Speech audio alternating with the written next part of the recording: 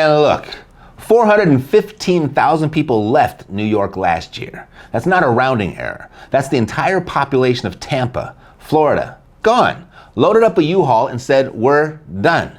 And the people leaving aren't the billionaires with houses in 6 states. It's the middle class, the families, the taxpayers who are keeping the lights on. Now here's why you need to stay with me on this one. I've got 5 major metros right now where the math is broken, where homeowners are quietly watching their equity quietly disappear. New York is just the first one on the list, and honestly, it's not even the worst. Wait until you see number 5. But I've also got 5 cities where the exact opposite is happening. People flooding in, values climbing, tax bases expanding. By the end of this, you're gonna know which list your city belongs on. Number 1, New York City. The Census Bureau says 415,449 people packed up and left New York State in 2024. Now about 285,000 moved in. So the net loss was around 130,000. But here's why that bigger number matters more to you as a homeowner. You see, every person who leaves takes their spending, their tax contribution, and their share of the city's obligations with them.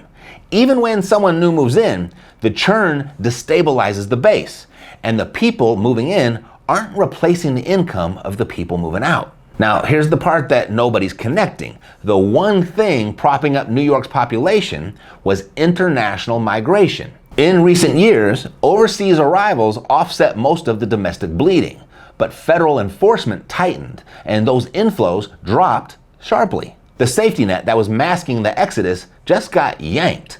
So, what does that mean for you if you own property in New York? The city spent $8.2 billion on asylum seekers through fiscal year 2025. That's approaching the entire NYPD budget. And your share as a New York City homeowner? About $2,700 per household. And every family that leaves takes their tax dollars with them. But the bill stays the same. Actually, it gets bigger. It's projected to hit $11.8 billion by 2029. And this is the thing I need you to understand because it connects all 5 cities on this list. Picture this. You're at dinner with 9 friends. The bill comes. It's $1,000, $100 each. Fair. Then 3 friends leave before the check arrives. Now it's $143 for everyone still sitting there. 2 more leave. Now you're at $200 ahead. That's what's happening in every city on the list. The people leaving aren't just escaping. They're making it worse for everyone who stays. The pensions don't leave. The debt doesn't leave. The infrastructure costs, they don't leave. Only the taxpayers leave. And city number 2 on this list, that dinner check analogy isn't a metaphor. It's a math equation. And the math is catastrophic. And I'm talking about Chicago. That's number 2. The Chicago Metro, Cook County, and the surrounding area is sitting on a pension time bomb. The city's pension system has $53 billion in unfunded liabilities. Billion with a B. That's more pension debt than 44 entire states. Your share as a Chicago homeowner with a $350,000 house, approximately $48,000. That's an invisible second mortgage nobody told you about. Nobody asked. Nobody sent a ballot. It just showed up on your property tax bill disguised as an assessment adjustment. Assessment adjustment. Let me translate that for you. That's the government's way of saying, hey, we're raising your taxes, but we really prefer you didn't Google how to fight it.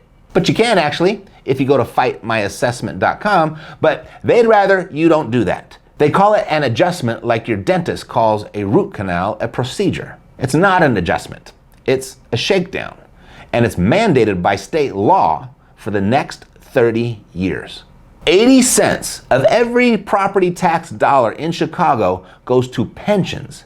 Not your roads, not your police, not your kids' schools, pensions. The median homeowner's tax bill jumped 16.7% in 1 year. Some neighborhoods got hit with 99% increases. And in September 2025, the city had to loan its own firefighter pension fund $28 million just to keep the monthly retirement checks from bouncing. They literally ran out of money and had to write themselves a check. And when cities get this desperate, they don't cut spending, they expand collection. Remember that. It matters later. And if you think that's bad, I haven't even gotten to the West Coast yet. Number 3 is bleeding people so fast that $6.5 billion in taxable income is walking out the door every single year. Number 3, I'm talking about Los Angeles, the greater LA Metro, and specifically LA County, which is the core of it. They lost 28,500 residents last year alone, the biggest numeric decline of any county in California. And since 2015, the county has lost over 500,000 people. 500,000. And California just ranked dead last on the U-Haul Growth Index, number 50 out of 50, for the 6th consecutive year. That's not a blip, that's a verdict. 2.5 million one-way truck rentals say California is the state people are running from. And here's the accelerant nobody's talking about. State Farm stopped writing new homeowner policies in California in 2023. When insurers leave, premiums skyrocket for everyone who stays. Higher insurance means higher monthly costs. Higher costs mean more people leave. More people leaving means less tax revenue. Worse services. More people leave. It's a feedback loop, or a flywheel, if you will. And if you're a California homeowner, your insurance renewal is the market's honest opinion of your city's future. Number 4, Portland. Business taxes up 82% in 5 years. Population declining 4 straight years. Homelessness up 61% in 2 years, despite record spending. The city faces a $100 million budget deficit. The Homeless Services Department has a $104 million shortfall. Here's what that means at your kitchen table. Either your services get cut, fewer cops, slower fire response, roads that don't get fixed, or your taxes go up. Those are your 2 options. Most people look at both and pick a third. They leave. And your share of the bill gets bigger. Now, I saved number 5 for last on purpose, because this one isn't a number on a spreadsheet. It's a photograph. And it's the single most terrifying image for any homeowner in America right now. Number 5 is San Francisco. On January 24th, San Francisco's largest mall permanently closed its doors. 1.5 million square feet, 95% vacant. The owners had already defaulted on their $558 million mortgage. But here's the detail that should stop you cold. The land under that mall, owned by the San Francisco Unified School District. When that property value collapses, school funding collapses with it. They're not just losing a mall, they're cannibalizing their own school system to absorb the loss. Sales cratered from $455 million in 2019 to $298 million by 22. Foot traffic dropped 43%, while Westfield's other malls around the country recovered 98% of theirs. One retailer, American Eagle, actually sued the mall for rampant criminal activity. Over 100 incidents at a single store in 1 year. That's not a shopping center. That's a crime scene with a food court. Now, zoom out. Look at all 5 metros together. Your property taxes went up. Your insurance premiums went up. Your assessed value went up, even though your neighbor's house sat on the market for 4 months. Your city's pension debt went up. The number of people sharing that debt went down. The cops on your street, down. Your school funding, down. And they call it maintaining essential services. Maintaining services for who? Not for you. But here's where this gets interesting, because those 415,000 people who left New York, the 500,000 who left LA, they didn't vanish, they went somewhere. And according to those same 2.5 million U-Haul trucks, the number 1 growth metro in America for the 2nd year running is Dallas-Fort Worth. And there are 4 more cities right behind it where the exact opposite of everything I just showed you is happening. Dinner tables getting bigger, more people sharing the bill, tax bases expanding, values climbing. And I'm going to go over all 4 before this is over, but first, Dallas. Because Dallas is where the conventional wisdom falls apart. Dave Ramsey says, stay put, build equity, your home always goes up. Susie Orman says, your home is your biggest investment. Well, here's what the actual numbers say. A homeowner who sold a $350,000 home in Chicago in 2020 and bought the same value in Dallas, no state income tax, by the way, would have seen that Dallas home appreciate 25 to 30% through 2025. Chicago, flat.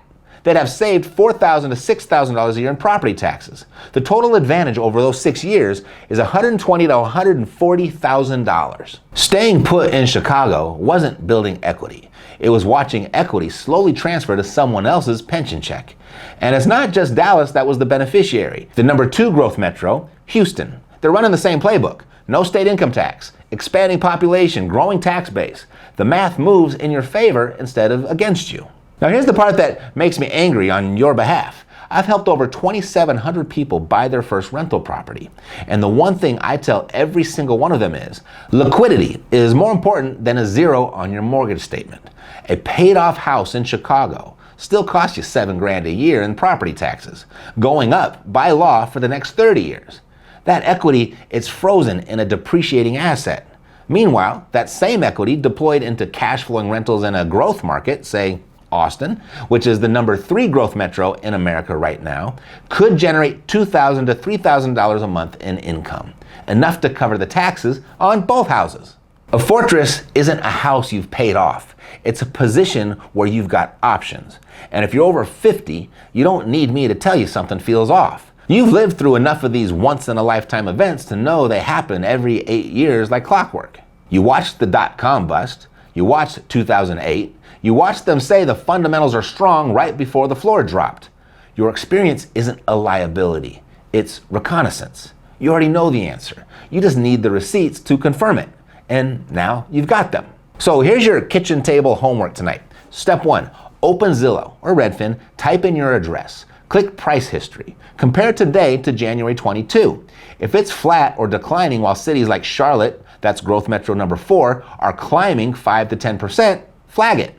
That gap is your answer. Step 2, pull your most recent property tax bill. Find any line items that say pension or debt service. Add them up. Divide by your total. Over 30%, you're in the danger zone. Step 3, Google your city's name plus pension funded ratio. Below 60% means troubled. Below 40 is serious. Below 30, like Chicago, you need a plan. Step 4, if your numbers don't look good, go to protectmyhome.inc. I built a 60-second solvency audit for you. It tells you exactly where you stand and what your options are. And growth metro number 5, Phoenix, fastest growing city in the Sun Belt. People are flowing in from LA and San Francisco. The same U-Haul data. The people leaving the collapsing dinner table are pulling up chairs at a new one. The question is whether you're going to keep sitting at a table where the bill gets bigger every year, or find one where it's getting split more ways. Everyone underestimates the quiet one, the person who actually reads the document, who pulls the tax bill and does the math while everyone else is hoping it'll work out. They're counting on you not doing this. That's about to be a very expensive mistake on their part. So you got 2 paths. You know what they are. Path A, do nothing. Be the last one at the dinner table. Path B, run the audit. Build your war chest. Start your active defense before you're the last one out.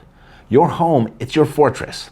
And a fortress requires active defense, not hope, not advice from 1977. The audit, it's at protectmyhome.inc. 60 seconds might be the most important minute of your financial year. Now, here's the thing that kept me up the night I was putting this together. 5 cities with broken math, pension funds that can't make payments, budget deficits in the hundreds of millions, and every year, more taxpayers leave and the hole gets deeper. So what does a government do when the money runs out and the math doesn't work? They come for yours, specifically, and not just through your property tax bill. There are 5 specific assets that federal and local governments have a documented playbook for going after first, not theoretically. They've already done it. The IRS has a name for it, the DOJ has case law on it, and the Supreme Court just ruled on one of these cases last year. And that's why I pulled this video out here for you to watch next, because knowing your city is broke is step 1. Knowing which of your assets they're legally allowed to freeze, lien, or seize, and exactly how to structure your ownership and reduce your exposure before that happens, that's the part most people don't figure out until it's too late.